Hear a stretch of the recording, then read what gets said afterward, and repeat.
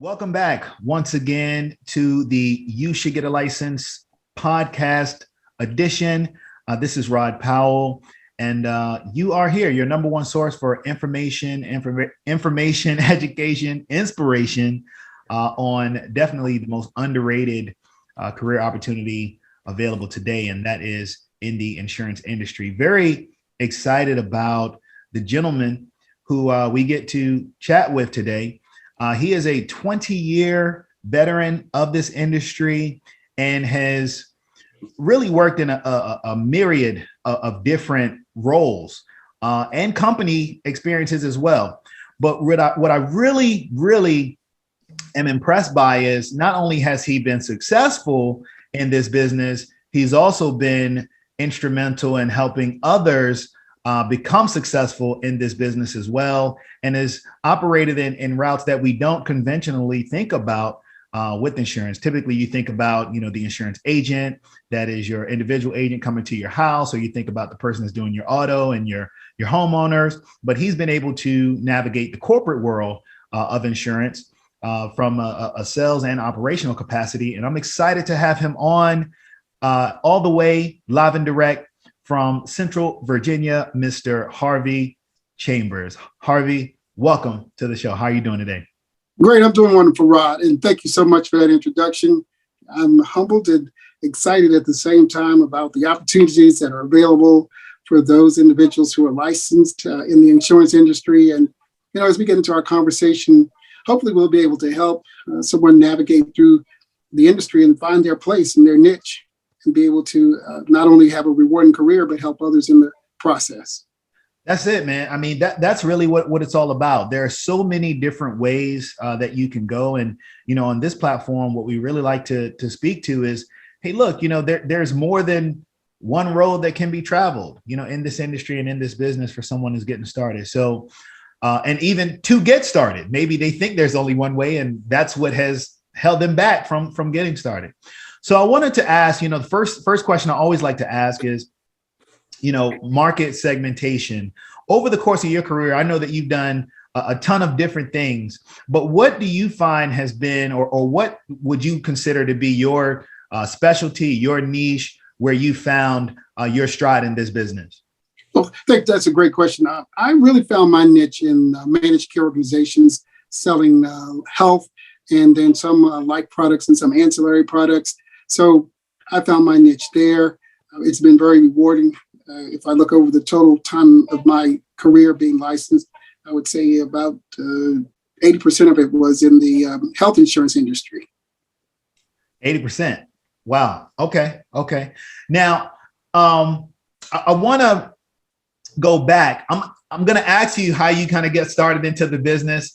Although I know that it was, you took the class and the instructor told you to go take a test immediately. But I want to go back even further than that. Okay. I want to go all the way back to where you're from. And when you were young and you were growing up, what was your dream occupation? What did you dream of being when you reached adulthood? Oh, wow. So my dream occupation was actually being a journalist. I was an Ed Bradley follower, Yes. and from 60 Minutes. He was my mentor when I was a little boy. I wanted to be a broadcaster just like Ed Bradley. So I followed that track to Virginia Commonwealth University here in Richmond. I got my BS degree in mass communications with the broadcast news concentration, and was still able to utilize that even in the insurance industry. So as I was going through my career path, insurance presented. And so as a sales and marketing person, I utilize my mass communication skills on a daily basis when I'm interacting with clients, customers, and members of our insurance plan. Absolutely. So, you went all the way, through school, focusing on mass comm, and journalism. So still in that space, I always find it interesting that, whenever you come from a creative background, it's typically an easy transition into this business because you are so heavily focused on communication, with Yes. people. Have you found that to be the same, or did you find that when you were transitioning into the insurance industry? Yeah, communication is really the key. And that's whether it's a one-on-one where you're building a relationship with your client or your customers, but also with you're working individually with your team. And so it's really the focal point of anything that happens in any space is that having that communication skill. It helps you with networking, building relationships. So communication is definitely the key. Yeah, yeah. Now you're from Halifax, Virginia. That's correct. Yes. Halifax. Okay. And Halifax is on, Halifax is south. That's down by like Emporia area, Rocky Mount. Well, actually, there is a Halifax, North Carolina, which a lot of individuals are used to if they're traveling 85 Okay. and 95. But then there's also Halifax, Virginia, which is on the North Carolina border, Okay. about 20 miles from Roxborough, North Carolina. And so that's where some people have referred to it as Mayberry, a small town, one traffic light. Okay. So yeah, that's where I grew up. Tell me, what was insurance like in Halifax? Like, did you get exposure to the business down there?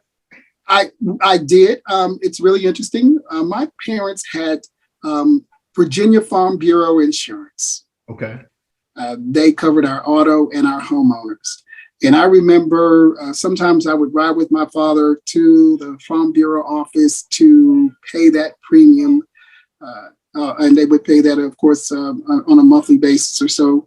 But I remember going to that Farm Bureau office with my father as a little boy to pay that bill. Nice, nice.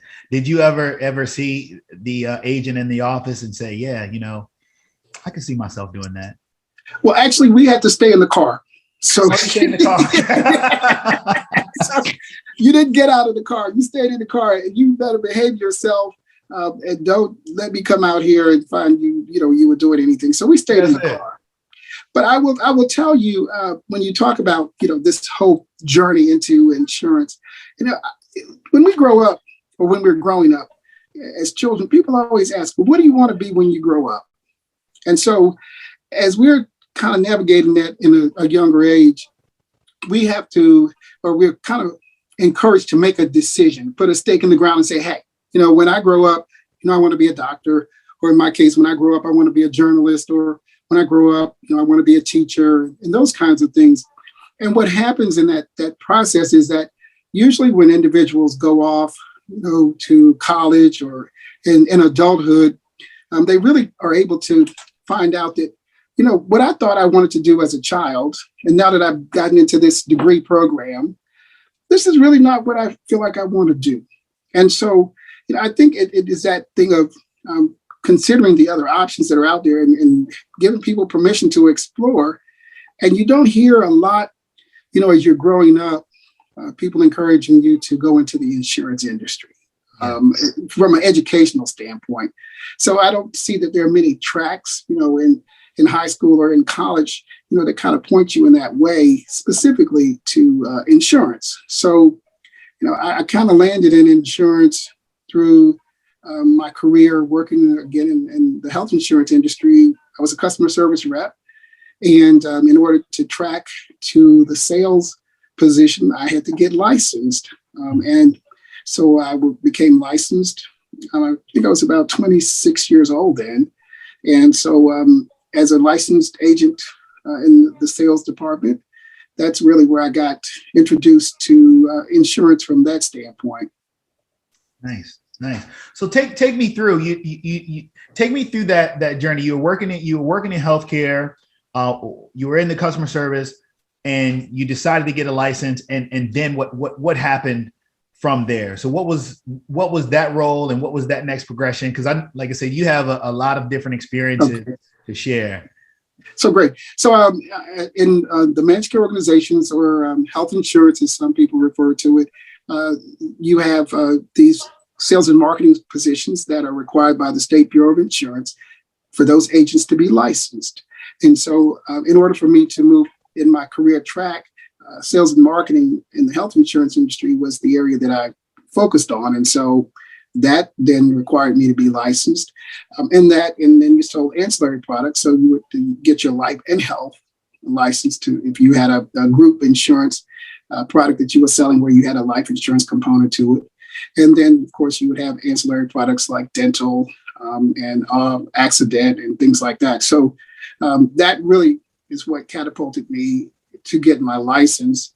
And then in order to move through the career path in sales and marketing, of course, you keep your license, but then you begin to go into management roles and interact at that level. And so there is a track and a career progression that you can take, even in the health insurance industry. Yeah. So and for a time, you also had your PNC. So you're in the life space now, but you also had PNC for a while. Having experienced, both of those environments, PNC and the life and health, which one? I mean, obviously you're in life and health still, but what was it that made that side of the business stand out for you? So yes, I do have my property and casualty a license along with my annuities. And so what has happened is that as I focused on life and health, one of the things that I did was to make myself marketable. I had an opportunity to also get my property and casualty and my annuities license. So it's one of those things where I just really want to make sure that, there are other avenues for me to progress career-wise, should I choose to go that route. So, and usually, the companies that you are working for will pay for you not only to take the class, but they will pay for your license and your appointment. And so if they're going to pay for you to take the class, pay for you to take the license, and then pay for you to be appointed with them, then that's a win-win, because really all you have to do is to study and take the test and go through that process. Yeah. I'm glad you pointed that out, that companies will actually help you, with the licensing process, if that's the career track that you're on. Like I said earlier, when I was introducing you, when, just connecting with you, one of the things that really resonated was the fact that, oftentimes when we hear about insurance, we see, okay, you're going to get licensed, you're going to work with the company, 100% commission, go do your thing. Because that's the way that I came into the business. That's what I learned. However, I kind of switched over to a corporate side a little bit later on in my career. You've kind of been on that track since the beginning. How'd you get it? One, how'd you get exposed to that? Two, can you speak to, that opportunity versus, because I know you've done some of the other side too, versus, the independent commission side, the corporate side versus the independent commission side? Great. So it really depends on the individual and where they are in their life experience. So for a young person who's starting out, who really doesn't have any responsibilities, they may have some student loan debt, but they don't have a family and they're really not established. And so they can take the risk, I'll call it, to leap out and even establish their own business. You can say, I want to set up my own agency, I want to run my business, and you can go for that. And I would encourage people to look at that option, because that is a very lucrative option for individuals, and they can really, really be successful. Then on the other hand, let's say you're a little older, you've got a family, you're established now, and you need health insurance benefits, and you've got some other responsibilities. That's when you can explore being a captive agent with an insurance company, whether it's a health insurance company, a life insurance company, property and casualty insurance company, is going to provide you that benefit level where you'll have your health insurance and other benefits, and then you can raise your family, with that company. Of course, those are usually still commission positions that you have, and so that's a track as well, and something to consider. But in any decision that you make when it comes to insurance, just like any other employment, is that really each individual has to look at their own situation and determine which is the best way for them to go. I say risk because, of course, in insurance, that's what we do. We cover risk, but we have to think about risk even in our own lives as we're making our career moves. Absolutely. So what was the determining factor for you to going the sales route versus just staying healthcare? Obviously, you could have still, accomplished a hey, a very successful career, just staying in the healthcare and the customer service side. You could have been a manager there, could have moved up operations, the whole shebang. What is it that moved you towards the sales side versus, staying in that servicing side? It's a great question. So people don't believe this, but once they get to know me, I'm very competitive. And so I get a real charge out of getting one up on the competition or closing the deal, closing the sale, the whole negotiation process. So that's really intrigues me. It's one of those things where, you got someone in front of you, they're trying to make a decision about whether to actually buy your product. But I always tell individuals that I'm mentoring and coaches is that really they buy you first, yes, and then they buy your product. So it is that whole thing of the communication skills, again, that we talked about before, where you learn that the power of what I call connectivity, yes, where you go in and if you're meeting with someone, you find ways to connect with that individual. And then once they've actually connected with you and they buy you from the standpoint of what they feel is a comfortable person they can do business with, then the rest of it is the negotiation process as I see it. And then how do we come to a win-win, not only for what I'm selling, but also for that individual to make sure that we've met the needs of that person that's buying. Absolutely. Absolutely. So look, you're sharing some tips and you're sharing some tools. You're kind of giving a little bit of a lesson even to, some young people, regardless of the industry that they're in, just in, creating and cultivating relationships, some of the sales psychology.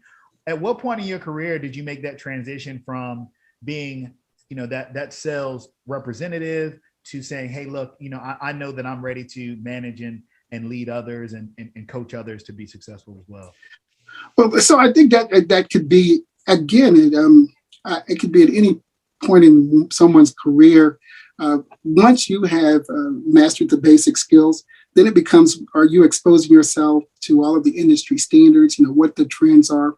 Also, are you forward thinking, looking ahead to see exactly what's going on in the industry? And so what's happening with consumers, how are they buying, their buying patterns, what their decision-making process is around how they buy and how they select.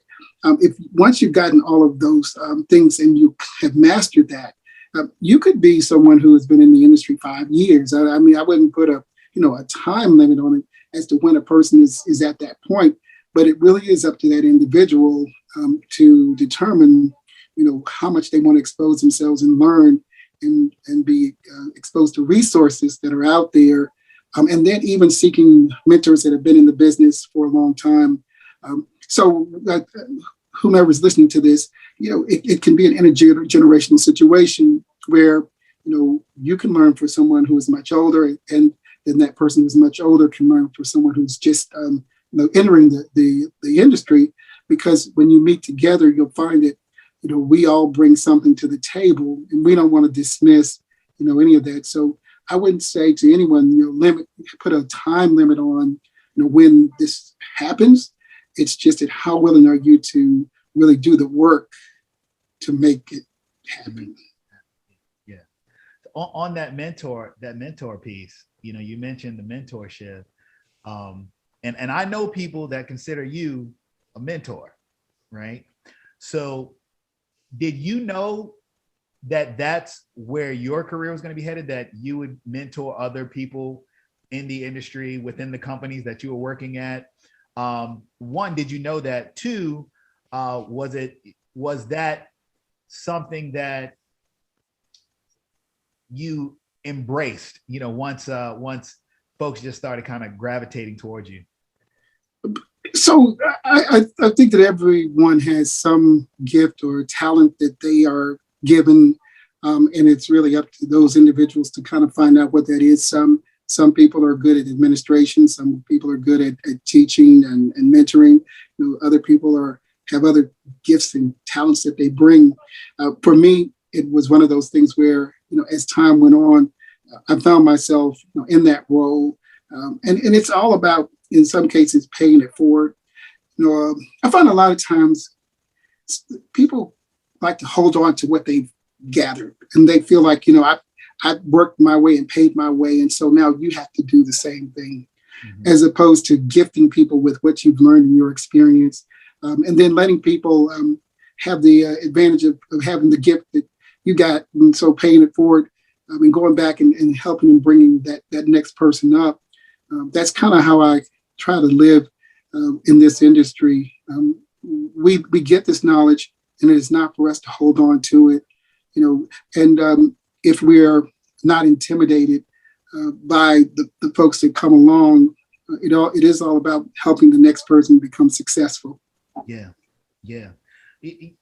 This business, sometimes it feels like is hidden, like it's kind of tucked away, especially in our community, the African American community. You don't hear about it as much. Why do you think that is? I just want to know I just want to hear your thoughts around it, because you just spoke to, hey, you got to help the next person, and in our business, like, no, don't let anybody know what you're doing. Why do you think that is? Well, now let's be real. In our community, first and foremost is that our community is underinsured. We as a community, in most cases and in some spaces, don't see the value of insurance. And so I feel like the first things that could help move that narrative and the mindset that insurance is very valuable. We all need it. It's going to reduce some of the risk that you may be exposed to. And so then it won't impact you financially. And so I think the first step is for us to help educate our community on the importance of insurance and what that really means. And then the other piece of that is, as I mentioned, career-wise in school, in high school, and in most universities, you really don't see or have a track for insurance, kind of. And it may be out there. I just, in my time, I wasn't exposed to that. And so helping, maybe insurance agents like you and me going into high schools and into universities and having discussions with, students at that age, to help them figure out that this may be something you want to look at. Yeah. And so I think that would be a start in our community, especially. Absolutely. So getting educated, one, on the value, of just having insurance coverages, and then looking at the viability of a career path and bringing that value to the community in which you live and exist. Yes. Essentially. Okay. No, it makes perfect sense. It makes perfect sense. So, coming from your background, how do you feel, and when I say your background, I'm talking, Halifax County, small town, coming up, working class family, having some exposure to this industry, but probably in the same position like many of us, including myself, where it wasn't really on the radar, as a child. How do you feel that has influenced you as you've continued to conduct your business now, as a professional in this space? Well, that is really why I'm even more passionate about this now, right? Because what I'm seeing is that I understand the importance of insurance, whether it's health, life, homeowners, auto, whatever that insurance is, travel insurance. So there are all of these things that will reduce the risk for an individual and help them not have, a huge financial loss for something that could have been prevented, where they could have actually had some protection. I'm not saying it's 100% protection, but they would at least have some protection in most situations. Now, we know that there are always exclusions to all policies, so not everything is covered. But for those things that they would have covered under a normal or traditional insurance policy, that they would have that. And so, it's as important for us to be aware of that as we're working with individuals. Yeah, absolutely. Has getting licensed, do you feel like it's, you coming from the journalism background, communication background, do you feel like, being in this industry has grown you as a person, like, over the years? Oh, definitely. So the industry has grown me, for sure. And I am proud to say that I actually have just accepted a management position with the managed care organization that will grow me even more. And I would challenge, anyone that, you continue to grow, even, as you get older. There's nothing that says you have to stop. I just saw a documentary about a company that had strategically decided they wanted to lay off older employees, right? And so what you have though is that, like, if you're a licensed insurance agent, whatever industry you're in, there is no risk of you having to be concerned about your age, because you can carry that license, until you pass away, and you can certainly continue to sell products. No one's gonna tell you no, and you're not welcome here, because you can create your own path, up until the time that you feel like you don't want to work anymore. So one of the things that I've seen and I'm experiencing in this now is that it is that this industry provides you a career path until you say, hey, I'm pretty done. But then the residual part of that, depending on what part of the industry you're in, because you can still continue to make commissions even in that space. So it's kind of a neat place to put yourself in. If you're strategic, you can really make that work. That's a great point, Harvey, because we think about getting young people into the space, and there are a couple of at least in Virginia, there's a few risk management programs. Virginia, VCU, Virginia Commonwealth University, Okay. has a risk management program. ODU, I believe, has a risk management program, but you don't you don't really hear the exposure for those programs. At least I know I didn't. I believe that program was there when I was at VCU, and Okay. I never knew it existed. But we think about the students and kind of getting them into the space, but we don't oftentimes talk about working class, working age individuals who've already had careers in other places, who might be looking for a change, or even have recently retired and looking to do something different. And having that insurance license allows you to be economically viable pretty much at any point, because you can always use that license, right? Yes. Yes. And that's the real key to that. And that's why I don't let my license lapse. At one point I let it lapse for a few years, which I really, regretted that, because what happened was that I had to retake the test over again and all of that. But the thing of it is that, whether you're 18 years old or you're 70 years old, anywhere within that range, or anywhere outside of that, that you're able to legally work and sell insurance.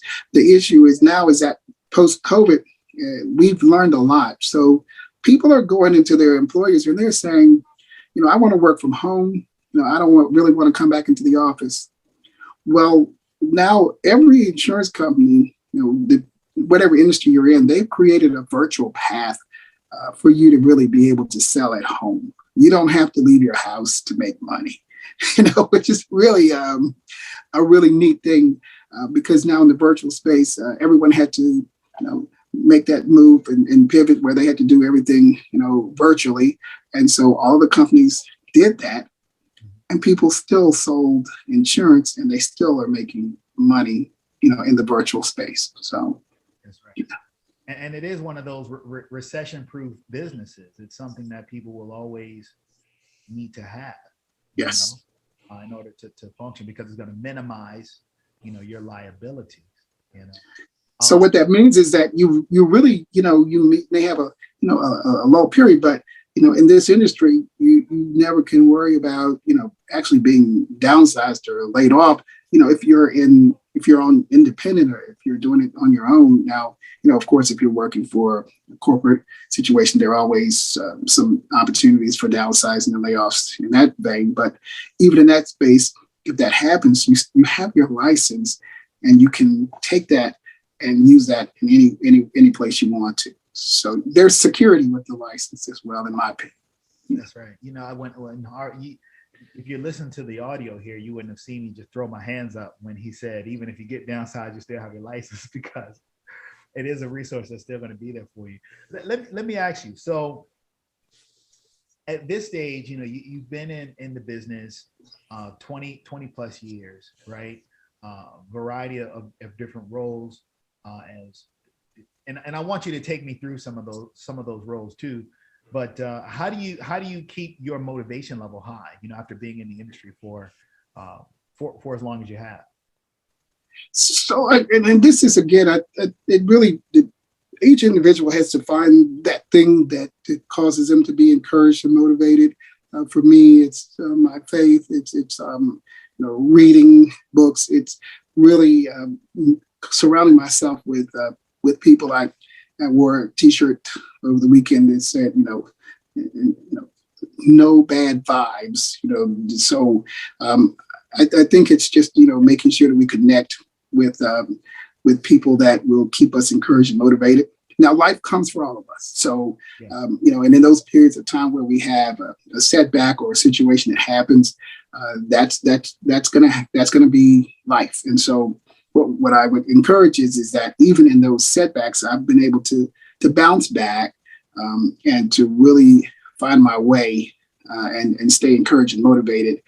So I think it's really having a good set of people that are there to support you, even when your setbacks and those things that do happen. And so, yeah, so that's, for me, that's it. That's awesome. Yes, yes, yes. Take me back through, kind of the chronology, of the career of Harvey Chambers. So we started in healthcare, customer service rep. And then what was your first sales job in insurance? Okay, my first sales job was in healthcare. Okay. It was the sales and marketing job. It was for the first managed care organization that really started in Richmond, well over 30 plus years ago. And so I handled group insurance. I was what was called a service rep. So the account exec would sell the policy, and then I would service the policy. I had, which is Philip Morris, which is now Altria, Dominion. I serviced some really large accounts, as we would call it in the health insurance industry. And so I stayed in that space up until I got a job working pharmaceutical sales and did sales and marketing through pharmaceuticals. And so now that doesn't require a license. And from that, decided that I wanted to work in the older adult space and started my own business for about 6 years and did an in-home companion service. And did not follow the lead of my CPA. So for all those who are listening, listen to your CPA. So if you decide that you want to go out, listen to your CPA, create another stream of income. But I, did not. And so I actually had to close that business.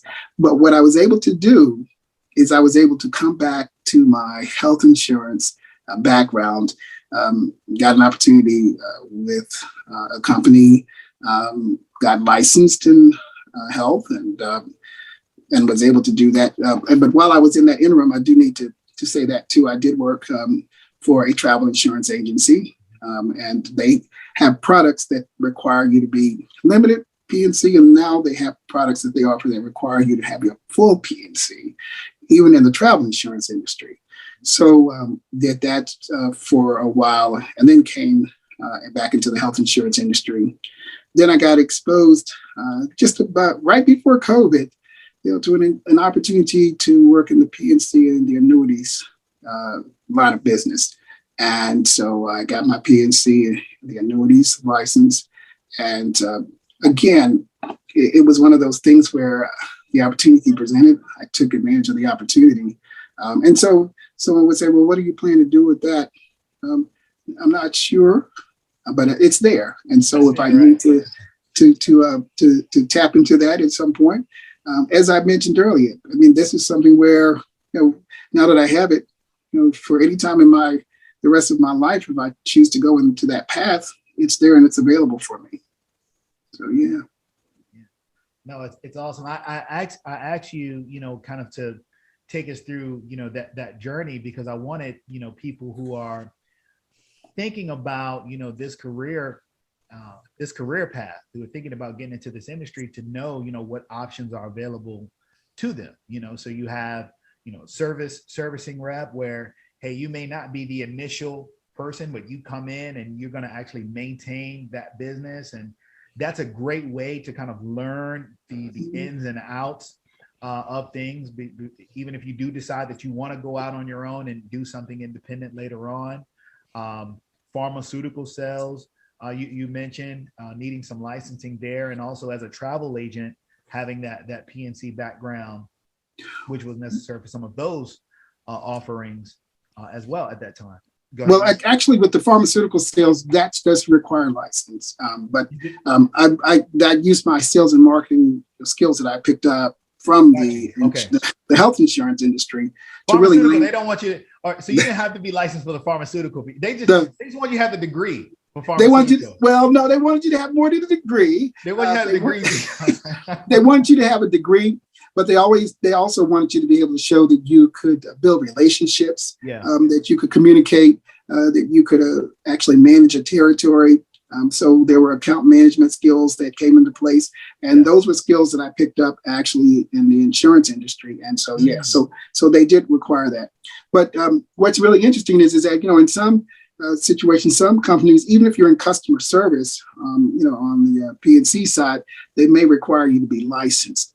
And so what I would encourage anybody who's, let's say they're on the phone and they're licensed, and it's now it's time to consider your career path out of that phone call center kind of situation into other opportunities within the company. If that's where you choose to actually track.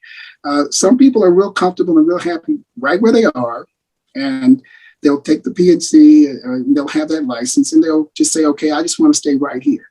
And so if that's where you feel you want to be, then that's where you stay.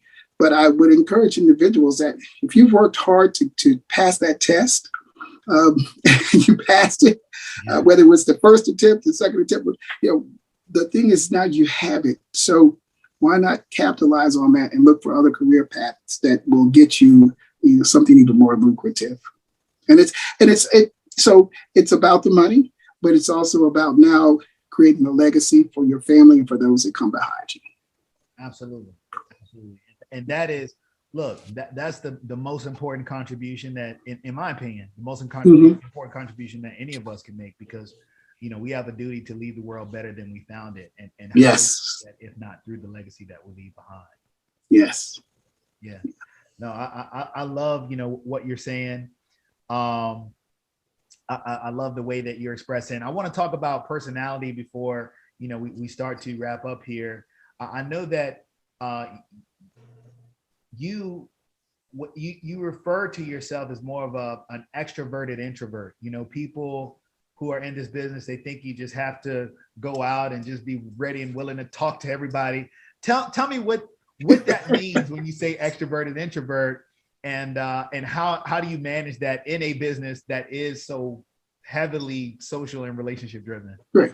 So actually what you do is, and I kind of use this analogy, I flip the light on for the extroverted Harvey to come out and to be engaging and personable and all of that, and I can do that, and really for me, and if anyone kind of Googles extroverted introvert, you'll find that we kind of build on somebody else's energy. So if you put us in a space where there's a high energy person in the room and there's a lot of energy going on, we become that. And so as I was having interactions with my customers or calling on individuals, then I bring that energy into the room, and I do that as the extrovert. And then what happens is that once I get out of that space, the light goes off. And usually if I've had a very, very extroverted day where there's been a lot of energy, a lot of things going on, then I have to come home, and then that's kind of where the light goes off, and then I become the introvert. Or introverted extroverts, when they're in a setting that they're not comfortable with, they don't know a lot of people.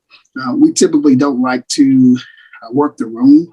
Where you go to a networking situation, and the protocol is you go visit with someone for a few minutes, and then you excuse yourself, and then you go visit with the next person. And so the extroverted part, of me really is always challenged by those networking situations where you have to go around and make all of that contact. I'm usually pretty much settled with one person, two people that I'm comfortable with in those settings.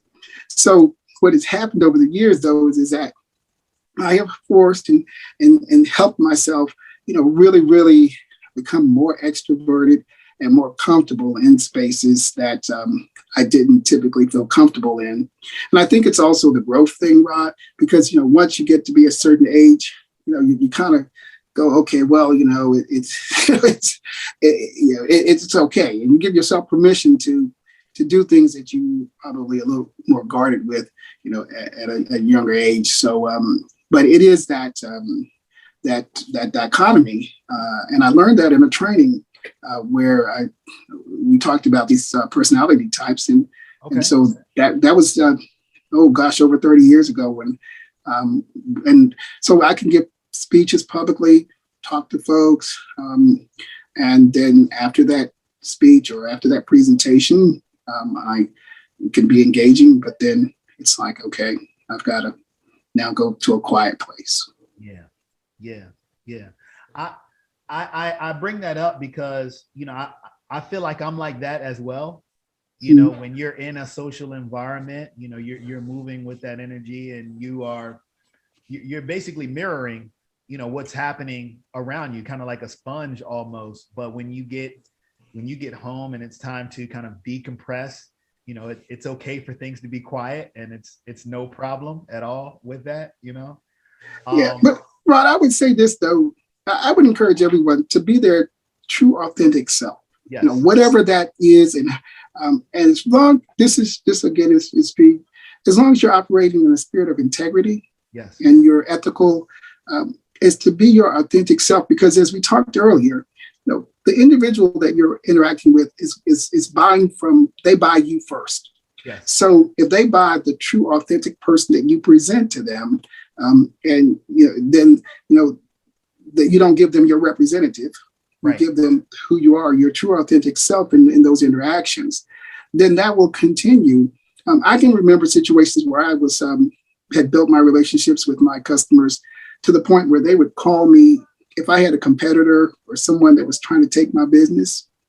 They would call me and say, hey, somebody's over here talking to me from X company. This is what they're telling me about what they want me to buy. I just need to let you know that they're here and they've been calling on me. And so I'm trying to see what you can do to bring your product or your renewal up to this situation. Yeah. Now, that's a person now that has gained the trust of their client, because if you don't have that, if that client is out shopping, whether it's life insurance, whatever it is, then they're not going to give you that respect, and you'll lose the business and you'll never know why. So I think it's important for us to understand that that integrity, the ethics, and that people are buying us is really the key. Absolutely. I wanted to, the reason that I wanted to speak to that is because, sometimes the behaviors that we have, are conditioned behaviors, Mm-hmm. right? Based on experiences someone has had growing up that might cause them to be a little bit more shy or to be a little bit more reserved. But then as they get older, experiences that they have may, push them or challenge them to get outside of the boxes that they've established for themselves.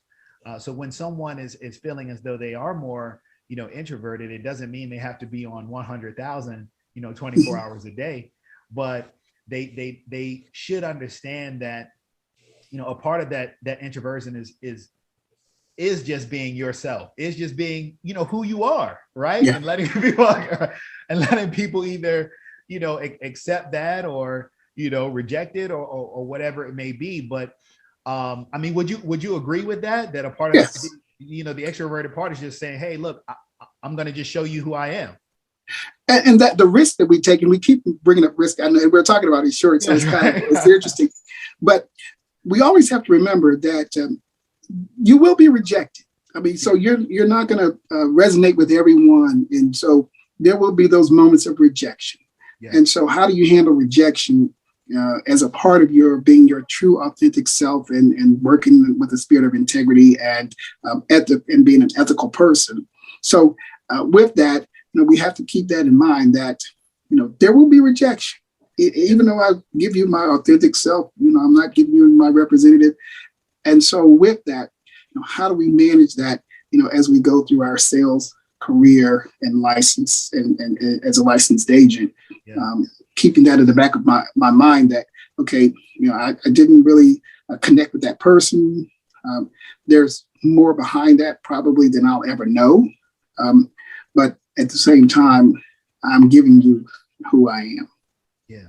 I got to give you a super deep one, going before we get out of here. Okay. I got to give you, because we're talking about being authentic. We're talking about being ourselves, and we work in an industry where, we're always the minority population, right? Mm-hmm. In these environments, particularly on the corporate side of the house.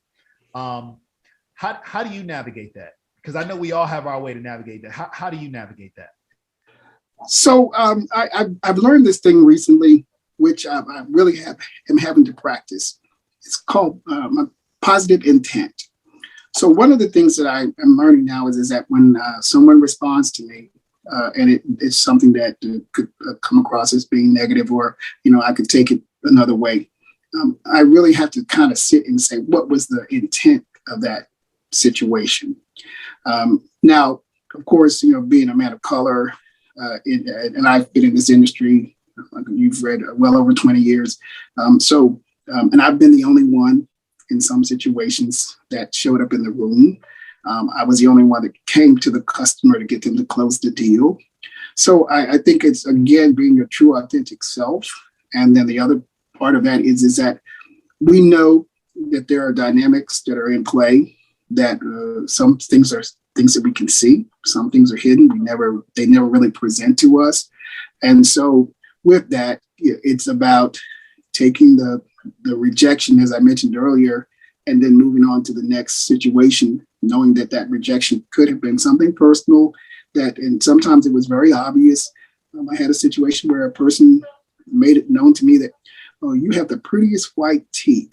And so as I'm standing there, having that conversation with someone who's I'm trying to sell something to, it's okay. So what do I do with that? And then you take that and you go, okay, I'll compartmentalize that for right now. And this, each individual has to handle this, again, if you're being your true authentic self. So this is how Harvey handles it. So someone listening to this may say, oh no, I wouldn't have handled that way. I would have, said something or done something. In each situation, again, the positive intent has to be in play, because now I need to know what was the real intent behind it. I had a person one time that asked me, did I eat chitlins? And my colleague that was with me was red in the face and didn't know how to respond. And my response was, oh yeah, we had a hog pen waiting. One day he was in the hog pen and the next day he was on the table. Now, my colleague was just didn't know what to do with that. But it's one of those things where you really have to be, comfortable, in that space where you are, knowing, and I think that person who asked me that was someone who enjoyed it and wanted to see if that was, if I did that. Whereas, the intent could have been something different in another interaction. So that's how I process all that throughout my career, even when I've had situations where I knew that I was passed over for promotions. But I always handle it with the spirit of integrity and authenticity. That's it. That's what it's all about. By the way, your dental hygiene game is impeccable. So if you meet Harvey, he does have a great smile and great teeth. Well, thank you. I appreciate that. But it's one of those things where, there are a lot of things that are said. We will encounter this. I mean, the space that we're in now and all of the stuff that's going on locally and in our country. So there will be an opportunity for something to be said or done. Now, what you do with that can either be a setup for you to move and grow from that and decide, I'm going to take this and be competitive and I'll win. And how we do our self-talk, I'm going to win. This is not going to be a setback for me. or we can take that and use that negativity and let that be something that will set us back. So we really have to be intentional about moving forward. Absolutely. Bringing that positive energy and your true Yeah. self. I think we have the title for this episode, by the way. So Okay. before we get out here, just a couple questions. At this point, in your life, in your career, what's the goal now? What's the dream for Harvey Chambers now? So the goal now is, as I mentioned, I have a new position. I'm working with the company now. I'm going into management. And so it will be that identifying the individuals that report to me, helping them figure out if this is where they want to stay in this career that they're in, or then helping setting them up to go to the next place in their career.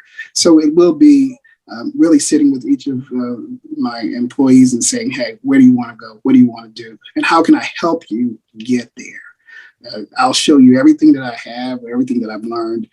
If you're open to receiving this, and we'll help you grow to get to the next place. And as I mentioned earlier, if you say, I want to just stay in this role, then, we're fine with that as well. But I always will encourage in my new role and wherever I go, I encourage individuals to grow, no matter what your age is. We still grow. We still have contributions and things that we bring to this world. And so gifts and talents that were given to us. So just because you kind of, what we say, retire, that doesn't mean that those gifts and talents are not still there to be used and offered to other individuals. Absolutely. And look, you shared a bunch of jewels. Say you dropped some jewels, throughout the course of the conversation, dropped a bunch of jewels. In summation, somebody who is, maybe new to this industry or thinking about, joining this industry, maybe they're on the fence, what advice or guidance would you have for them? I say, just don't limit yourself. And I say, and surround yourself with positive people and be open to those who have gone before you and who are imparting and who are willing to share, those things that will be helpful for you on your path. But just have no limits on what you can do. I mean, I'm in a role starting next week that has been something that I've been preparing for a long time. And I just had to wait for that right opportunity to come, a right fit, a company that had a culture that speaks to who I am, and a management team who asked me, even in my interview process, where are you trying to go and what are you trying to do?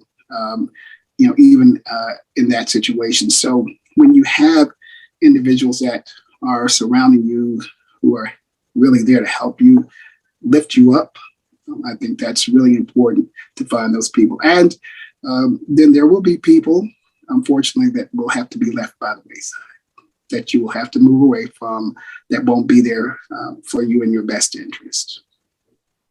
That's right. Hey, can't take everybody with you. No, you can't. But that's a hard thing to learn, though. That's a hard thing because we do. But as we grow, I've learned that everybody doesn't grow with you. Right. And so, we want everybody to grow, and everybody's not happy about your success and where you're moving to. And so, and sometimes you've heard the expression, it's lonely at the top. Well, as you move to those spaces, whether it's the top where you're running your own company, whether you're the top executive, everybody that was with you when you weren't at that space can't travel with you. They just don't know who you are now. You've come and developed into and turned into someone that they are not familiar with. So they can't go with you. Man, if I could drop this mic, I would, with that last comment right there. Harvey, before we close out here, if there's any, I don't know if you want to share, just contact us, your LinkedIn. I guess they can find you on LinkedIn if they want to reach out to you. Any media? Yes. Look, Harvey E. Chambers, and then I'm a certified senior advisor, so Harvey E. Chambers, CSA, and so you can find me on LinkedIn. Yes. All right. So feel free to reach out to me there. Hey, look, Harvey is the prime example of what happens when preparation meets opportunity. Yes, and I had my pastor. He's passed away now. At the time, his name is Bishop Gerald O'Glenn, And he said, he had a phrase, when preparation meets opportunity, success is guaranteed. There it is. I love it. Hey, thank you, Harvey, You're for welcome. the time this evening. I appreciate you so much. I appreciate Certainly, Ryan. and what you've offered in this conversation, and also what you've offered to this industry. Thank you very much for being our guest tonight. Thank you. I really appreciate it. And have a great rest. Yes. I hope you guys have been listening. Hope you've listened and heard everything that Harvey has shared, and maybe you heard something that makes you think you should maybe get a license. All right. Until next time.